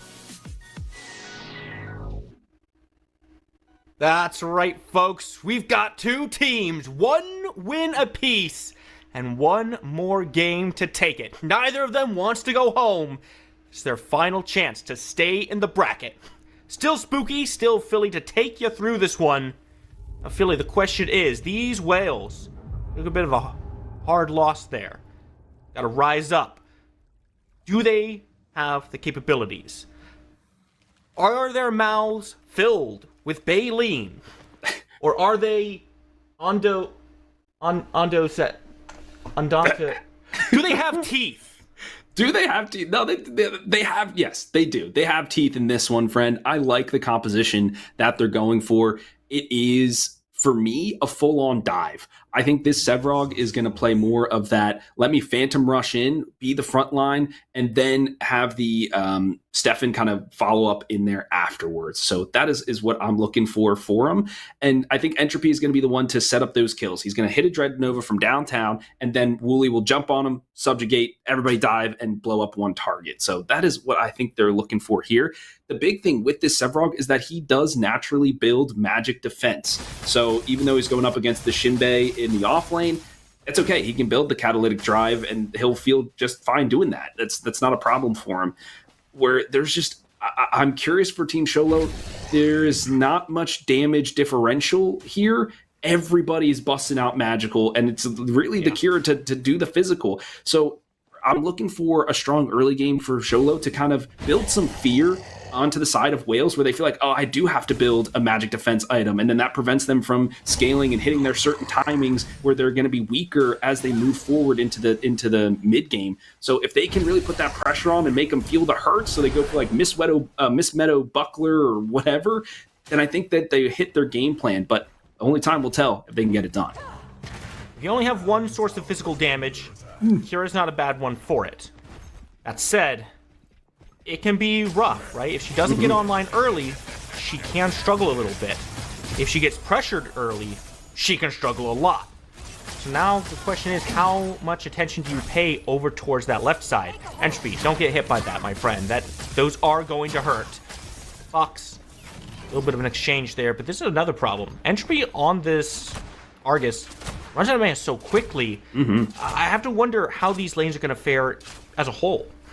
And I really like this matchup here for the side of Fox. The Neural Disruptor does extra damage based on missing mana. You do the Void Drone. Argus naturally depletes himself. He went with the Arcane Engine augment there, which will help him a little bit.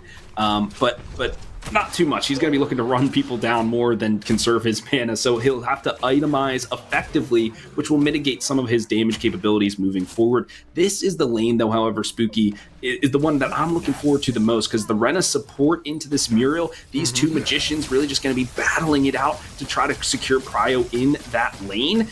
It's going to be interesting. You can see who's winning out right now. It's pretty even, actually, as the push comes to shove. Here's Swash. Ashi tries to find the smash and grab. Not a lot of damage there, though.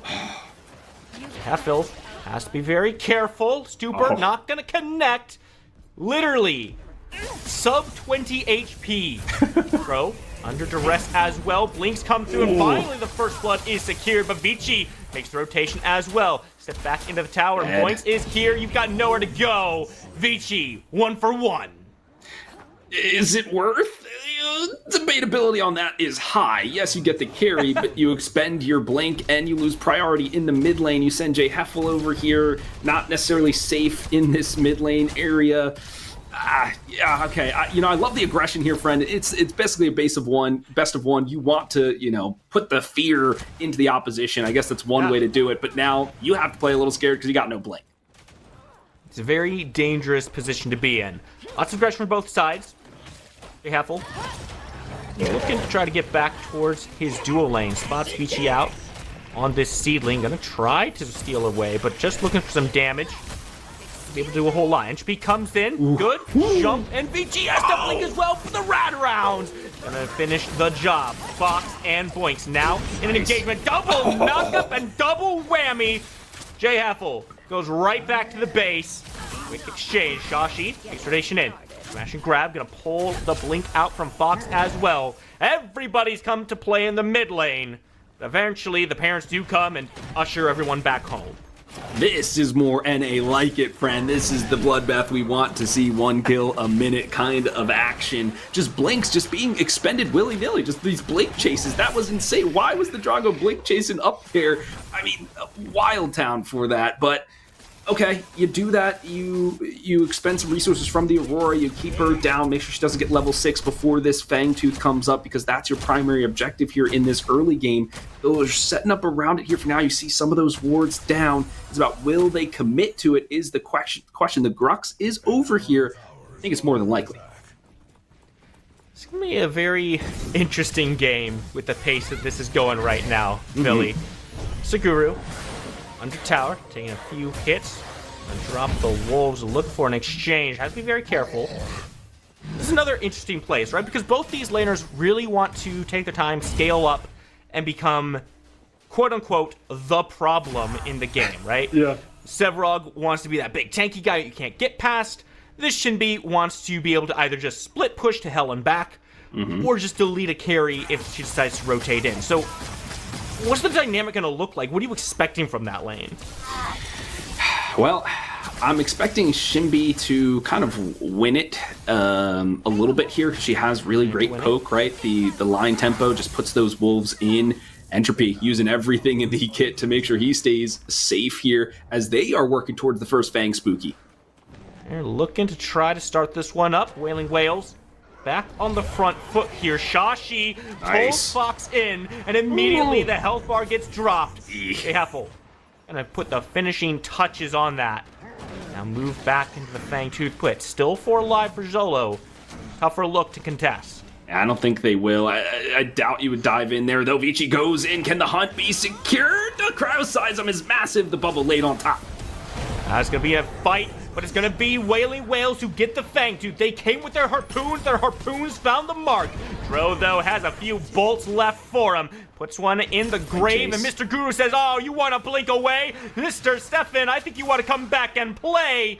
And you find the last bit of damage. He's closed the distance. It's a double kill for the Shinbi. Oh, Shinbei. That's exactly what they're looking to do, is get the... Yes, Spooky, it's Shinbei. We're doing this for D-Dog.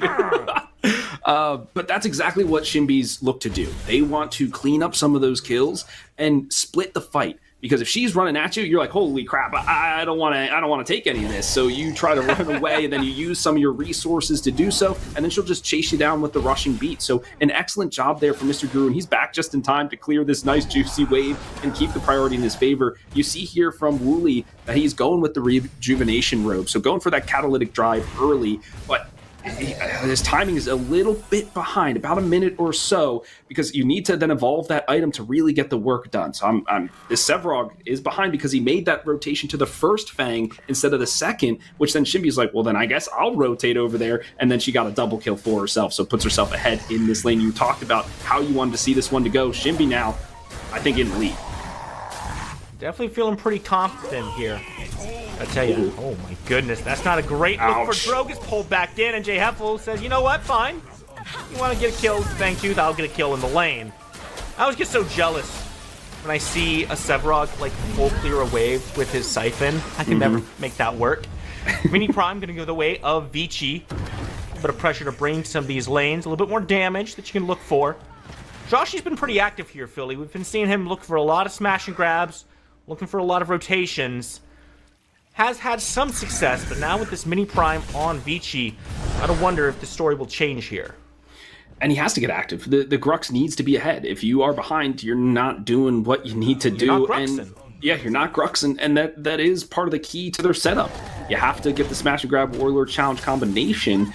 It's also very interesting because we've been seeing a lot more of the Grux in the offlane than in the jungle. So I'm just curious to see how Swashi gets it done. Did go for the double pain augment instead of the Chieftain's Blink, which I think might help him. Could have helped him a little bit more. You see the smash and grab, that one whiffs. That one's going to completely whiff, but stun is good. Still going to be a disengage. Boinks goes in the Abyssal Rift and does have some damage to throw out. So back to save. No! Synaptic Obliterator obliterates the synapses, and Boinks will fall. Xolo and Wailing Whales now tied up 5-5. Spooky, what is a synapse? What is a synapse? What is that? Something in your brain, I think. Okay, I thought those were like neurons or something. Chat, you let us know what a synapse is. I think it's like a brain neuron. Oh, okay. I didn't pass biology, so we'll see. Yeah, and I was homeschooled. I don't think Fox is gonna get past this one. They're not long for this world. The Blink expended the Blink chase as well. What the heck is happening? The Dread Nova, the Seismic Assault, every ability in the wait. The super connects. Boink saves the life of her mid laner. Entropy, not too happy with that one. At the same time, Xolo picks up a kill on the right side as well. It shouldn't be. Certainly finding some success over there. It's kind of like you said, Philly. Things going the way of this should be a little bit more pressure, a little bit more damage after that Fangtooth fight. That goal certainly working well. For sure, and you see the alchemical rod there for Entropy in the mid lane because he has to scale into some of these mana heavy items because he wants to put those particle shredders online. We know that critical tipping point for the Argus is that level 9. You feel like if he had that extra particle shredders ability point, he would have found one of those kills. It was super close to finding Fox, who is basically, they've been forcing the blink off of him on cooldown. This guy has not been able to stay safe in this mid lane because they just put the pressure on. That is one of the fallacies, the Achilles heel of the Belka. No natural escape plan. Yeah. Boinks has to escape here. She's running away now. And Boinks will be able to make the distance, no problems there. I wonder where the next place to look is. It's going to be this dual lane. Keep your eyes on Mr. Guru. He's just taking the teleporter over. Heffel retreating into the river where he knows his team is. Joshi wants to start this up. Doesn't quite find the smash and grab. Super will similarly not connect. Lots of abilities of whiffing here in this left side here, Philly. It's all trying to jockey for a position around the Fangtooth. Looks like we're going to have to just pull this one cold turkey. Yeah, it's that resource battle. How many resources can I tug away from you before we start this fight in earnest? They were trying to bait out 1 or 2 abilities. A nice Dread Nova, though, connects. And here comes Wooly right in the middle of things. Dro trying to find some space, but there's no one turning on the Sevrog. He just gets to wail him and beat him down into the grave. Xolo now on a back foot, but Fox does return the favor. Come back in. Down one person, but can find Shashi. That's a big opportunity. Not gonna find the damage just yet. Mr. Guru has some help, though. Here comes the Sevrog, looking to take down this last health bar. Oh, not gonna find it! Somehow Subjugate misses. The reversal from Mr. Guru keeps him alive. Just like that, the Fangtooth, unbothered, unpolled, unusually quiet in his pit today. And oh my god, that was just pure chaos here. So many resources utilized to take down Entropy, and while that was happening, the rest of the team were like, all right, you take all that, we're going to kill them as they're trying to focus you. And that's exactly what they did. This Sevrog, though, now is becoming a problem with the catalytic drive and the nullifying mask. Just so much magical armor. You could see both the Shinbi and the Aurora, they were tickling him, using their abilities, the line tempo, the Russian beat, the circle rhythm, everything. Nothing was working. Xolo, they're going to try this again, Spooky. They have the Abyssal Rift, though, this time. Look, see no backup coming from this Sevrog this time around. Fangtooth got off lucky the first time. Not often he sees two teams roll up to his pit and gets to stay alive afterwards. Won't happen twice. Xolo secures themselves a Fangtooth. All the while, the Sevrog just on this right side, pushing around. I cannot believe that connected. Terrible spot. Now Vici does have the glacial charge. Nice. Get over the wall. Boinks. And be playing some Space Maker here. It's all going to settle out. Still, allowing this Sevrog to farm, I think, is potentially one of the biggest problems Xolo will have. Oh, absolutely. Because then it's really going to be on this Kira to do the damage to him, because he's building full magical armor, but then he has natural just tank ability, so he's hard to shred through. So it's hard to just shred through him in general. I like that rotation from the Sevrog to go invade the blue side and get that for yourself to help your ability haste and get your stacks more online. Swashy, I think, is going to be fine. He's got the Berserker's Axe. He'll be dancing around there.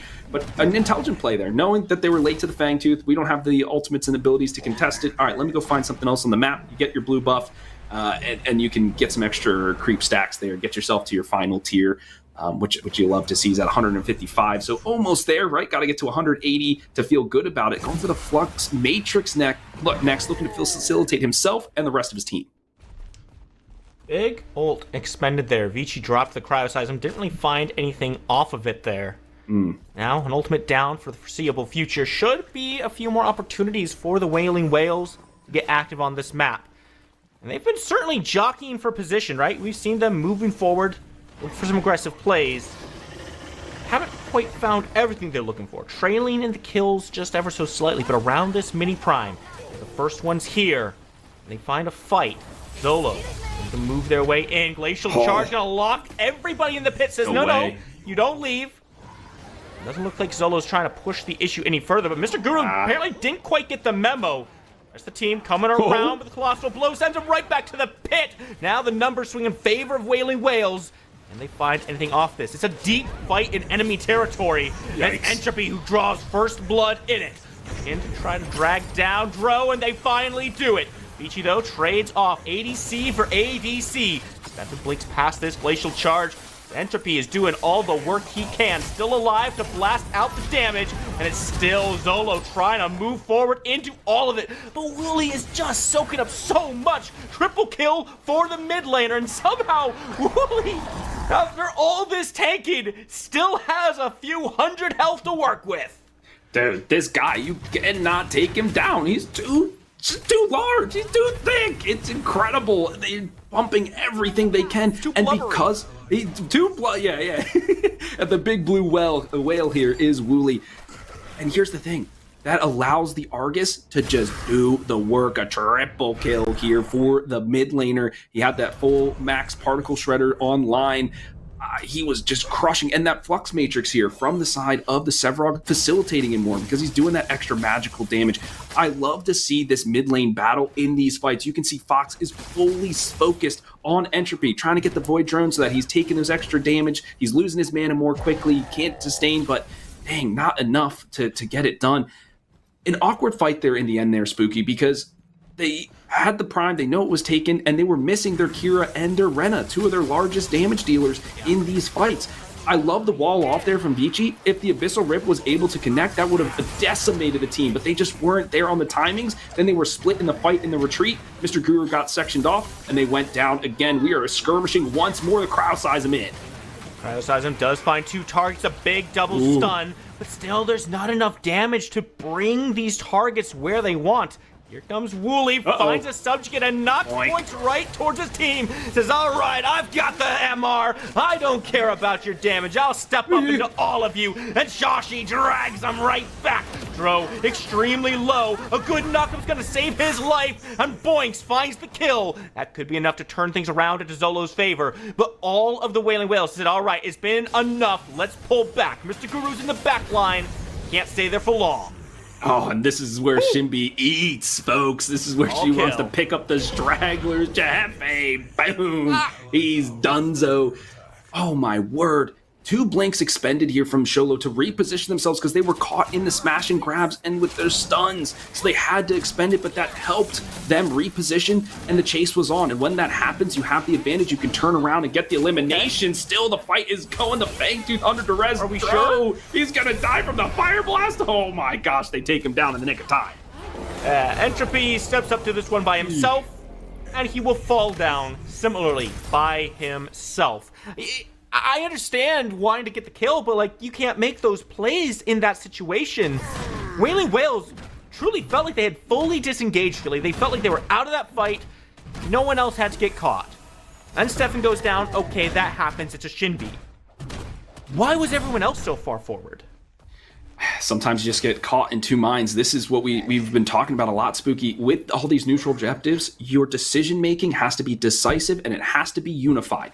If we're going on objective, we're all going. If we're hitting and then turning, that's what we're doing. Your shot caller, you have to trust them and you have to all do it together. That time, just didn't get it done on the retreat horn. Yeah, usually you'll lose a member on the retreats. Your support kind of leaves themselves out there to take the brunt of that damage. But then trying to eke out, going back for the Fang, a tough decision. I can see it, but maybe not the right one. The Fire Blossom now online for this Sevrog. Uh-oh, that is a scary McFairy, as we say, friend. You know, I think we do say that. I've heard that one being passed around. At least in my family. In the circles. So the question now is, for the side of Xolo, who deals with this Sevrog? Obviously, we're still winning some fights. We've got answers. And the later the game goes, the harder it's going to be.